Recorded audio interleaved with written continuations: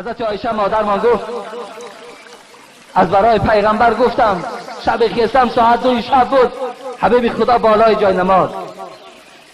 گفتم از برای پیغمبر،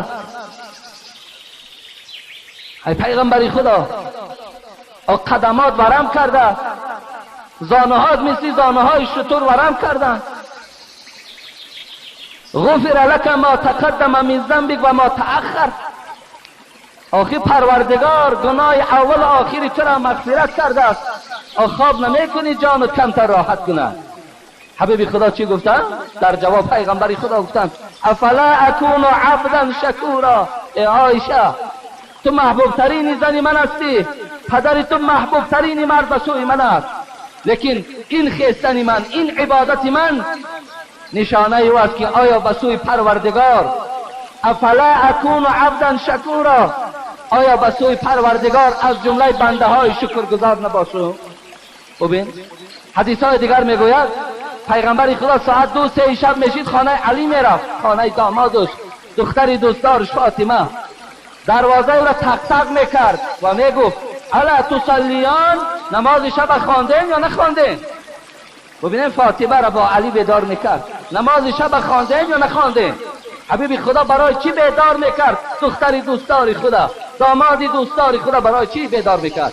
به خاطر میدانست که در نماز شب چی راحت است، در نماز شب چی اجر هست برای بندگان نیکبختی است. پروردگار به آسمان دنیا می آمده است، رحمتی او می گفته است کجاست بندگانی که از من چی خواهشی که دارن اجرا کنم، چی مشکلات دارن مشکلات چون دور کنم. پروردگار از بندگانش می پرسیده.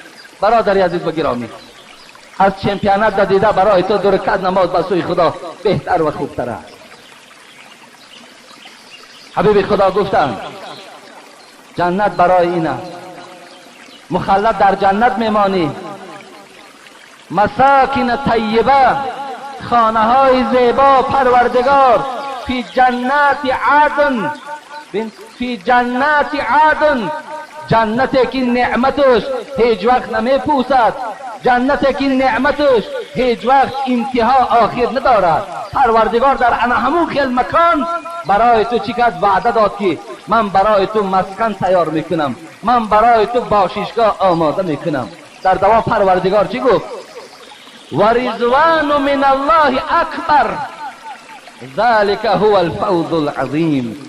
اهمیت برادر عزیز آیت قرآن، زیبایی سخن خدا را ببینین. و رضوان من الله اکبر، و در جنت از همه بالاتر چیست؟ ببینین از همه بالاتر در جنت پروردگار بگوید برای تو همون چارجویی که خبر دادم همون است؟ نه. برای تو همون درختایی که 100 ساله در زیرش در سایگی ها سیر میکنی همون است؟ نه گفت پروردگار. و همون جنتی که زمینش مشک است، نهرهای زیبا دارد، حیاتش مرگ ندارد همون است؟ نه پروردگار. از حدیث ابو سعید من برای شما افضل ترین جنت خبر بدهم. عن ابي سعيد خدري رضي الله تعالى عنه قال قال رسول الله صلى الله عليه وسلم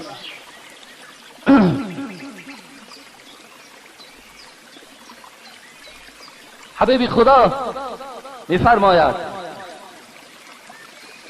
ان الله عز وجل يقول، پروردگار میگفت است لأهل الجنه، وقتی جنتی ها، وقتی همه ما و شما در جنت که در آمدیم، درهای جنت پوشیده شد، ما در داخل جنت که باقی ماندیم، بعدا پروردگار چی میگفت است؟ هل رضیتم؟ چیز زیبا میگوید پروردگار ای بندگان من، آیا از پروردگارتان راضی شده؟ هل رضیتم؟ از پروردگار راضی شده؟ اهل جنت وقتی این نعمتهای پروردگار که طی چند سال استفاده بردند، در راحت پروردگار که غطه زده بودند، تا این ساعتی که پروردگار به آنها ندا کرد ذره غم ندیده بودند، بنده ها چی گفتند؟ بنده ها به سوی پروردگار میگفتند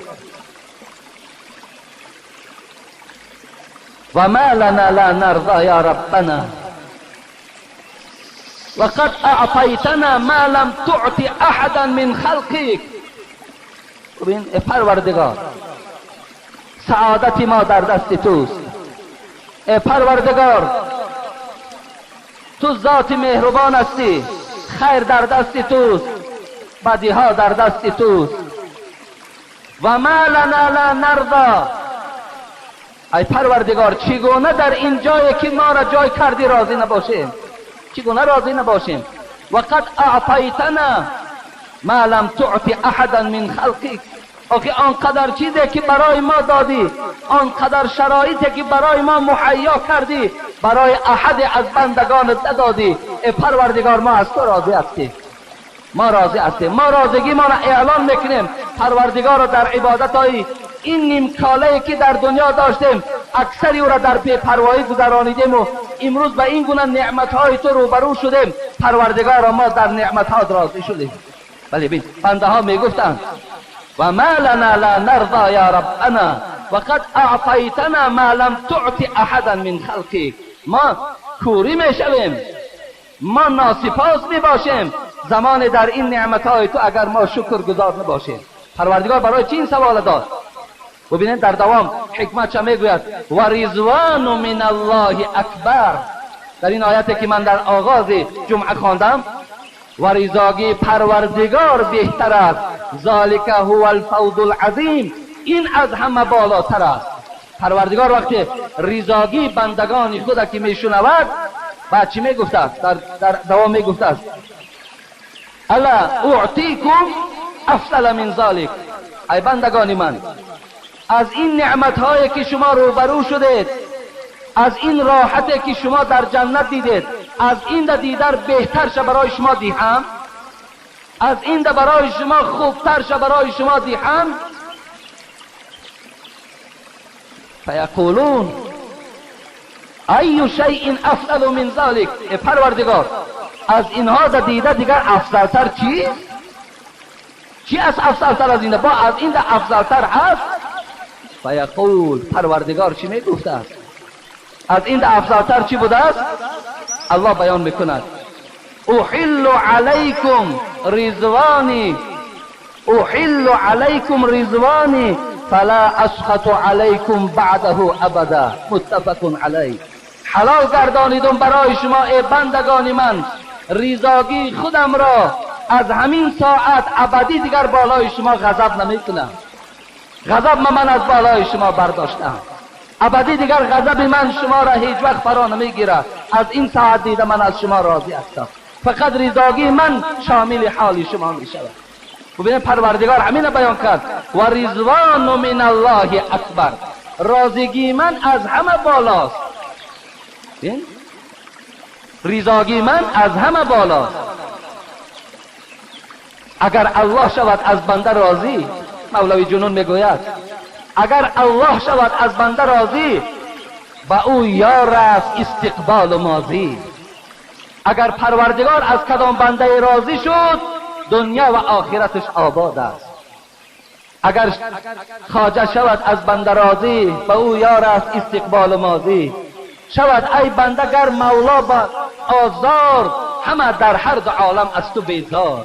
اگر پروردگار رضاگیش نآمد، غضبش بالای تو شد، تو را در دنیا هم بد میبینند، در آخرت هم. این آیت این گونه تحلیل مختصری دارد. حضرت معاذ ابن جبل میخواستم حدیثش برای شما بیان کنم، بعدا انشاءالله دعا میکردیم. حضرت معاذ شاید شما شنیده باشین، این ابن جبل است. حضرت معاذ که رسول اکرم صلی الله علیه و سلم در حق حضرت معاذ عجیب سخنی گفتند تا در راه عزیز خیلی با اهمیت باشه. وقتی من نسبت صحابه های پیغمبر نام میگیرم، شما باید که چقدر محبت تا نسبت صحابه های پیغمبر زیاد باشد، نابسته از کدامش نباشد، همگیش دوست داشتن شما فرض است. حضرت معاذ پیغمبر خدا در حدیث ها میگوید، بیان میکنند، حدیث ترمذی است، ارحم امتی بی امت ابو بکر و اشدهم فی امر الله عمر رضی الله عنه و اصدقهم حیاء عثمان رضی الله عنه واقرأهم لكتاب الله ابی ابن کعب رضی الله عنه و اعلمهم بالحلال والحرام معاذ ابن جبل رضی الله عنه. بین حبیب خدا چی میگوید؟ رحیمترین امت من، دلسوزترین امت من، بر بالای امت من ابوبکر صدیق است. ابوبکر حبیب خدا وصفش میکند چی دلی نرم داشتند، چی دلی ملایم داشتند، چی غمخوار بودند، به همه بنده های خدا دل او میسوخت. رحیم بود، غمخوار بود. بین رحیم بودن او را پیغمبر خدا و گوش تمام بندگان خدا تا روز قیامت اعلان دارد که ای بنده های خدا در رحیمی و در مهربانی پیرو ابوبکر باشید. ارحم امتی به امت ابوبکر. ابوبکر با برادرای مسلمان خود رحیم بودند، دوستدار بودند. ولی امروز ببینید مؤمن های ما با مؤمن ها من دشمنند. خدا در قرآن سوره فتحنا میگه محمد رسول الله والذین معه اشداء علی الكفار رحماء بینهم. محمد رسول خداست.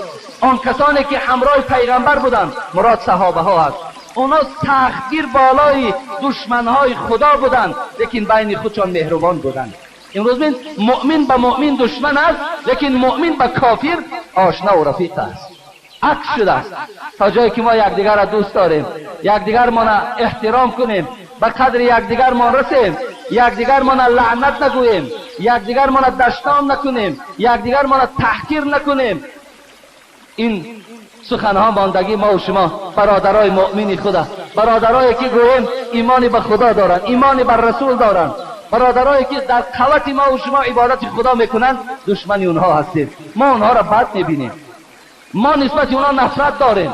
محمد اقبال لاهوری رحمت الله علیه میگفت شب پیش خدا بگریستم زار، مسلمانان چرا خارند و زارند. گریه کردم و برای چی اینقدر مسلمان خار است، برای چی اینقدر مسلمان زار است، برای چی اینقدر مسلمان دلتنگ است، برای چی اینقدر مسلمان فرزندکاشان آواره کوچه به کوچه اند، بی صاحبم. برای چی؟ ندا آمد نمیدانی که این قوم دل دارند و محبوب ندارند. اینا دل دارند ولیکن در دلشان نسبت یک برادر مسلمانشان مهر ندارند. اینا نسبت یک برادرشان گویم که رحم ندارند. پیغمبر خدا ابوبکر وصف میکند که ارحم امتی به امتی، رحیمترین امتی من، غمخوارترین امتی من، بالای امتی من ابوبکر است. برادر عزیز شما وظیفتون دانید و وظیفه شما این است که تنگ زدن فقط برای مشرک هاست، برای آدمای بیدین و بیدیانت است. برای برادرای مسلمان تنگ زدن نیست، تحقیر نیست، غیبت نیست، طعنه نیست، لعنت نیست. رسول الله گفتند لیس المؤمن بالطاعان ولا اللعان ولا الفاحش ولا البذیء. حبیب خدا گفتند مؤمن طعنه کننده نیست، مؤمن لعنت کننده نیست، مؤمن سخن درشت ندارد، سخن دلازار کننده ندارد. حبیب خدا ابوبکر بیان کردند ارحم امتی به امت ابوبکر. دادر از ما برای چی اینجا ایستاد کردم؟ برای آنکه ما امروز یکدیگر ما سنگ نزنیم، یکدیگر ما غیبت نکنیم. دشمنای ما آن کسانی هستند که خدای ما را حقارت میکنند. دشمنای ما آن کسانی هست که حبیب خدا محمد را دشنام میکنند، سنتای او را اجرا نمیکنند. دشمنای ما امروز آن کسانی هستند که اونا حقارت به ابوبکر و عمر و عثمان دارند. اونا دشمنای ما هستند، اونا ذیب حقارت دارند، اونا ذیب تنقید دارند.